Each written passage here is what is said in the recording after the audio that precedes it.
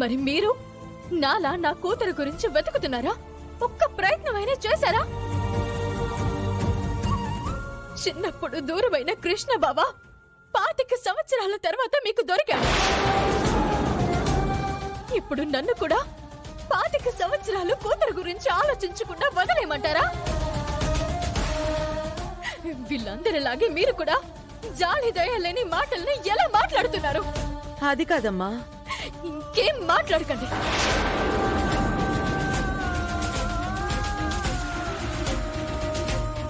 పిల్లలు లేకపోవడం వలన పెద్ద కోడలికి గుర్తింపు లేకుండా పోయిందని నువ్వు ఎన్ని సంవత్సరాల నుంచి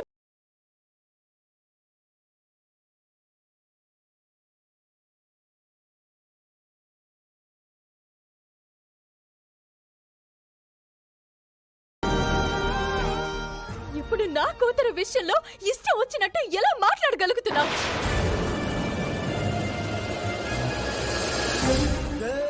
ముక్కు పొడుక దక్కించుకోవడం కోసం అందరికంటే ముందు నువ్వు ఈ ఇంటికి వారసుల్ని ఇవ్వాలని ఎంతో తాపత్రయపడిపోయావు. నీకు అబార్షన్ అయ్యేసరికి ఎంతో కుమిలిపోయావు. అంతటితో ఆగావా?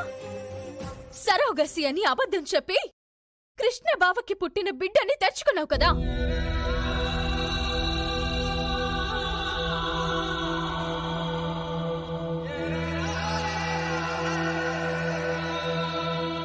కావ్యకి మీరు జన్మనిస్తే నేను జీవితాన్నిచ్చాను వదినా.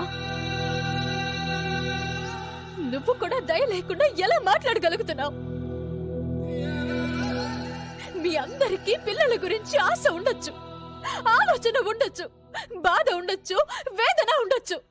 నాకు మాత్రం ఏం ఉండకూడదు.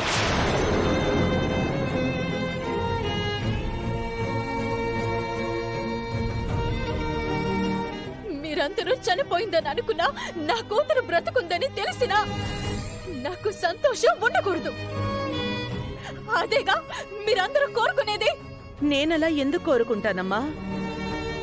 నా మనవరాలి రాక నాకు సంతోషమే కదా. ఈ రోజు అందరిలో మీరు కూడా ఒక్కరైపోయారతే.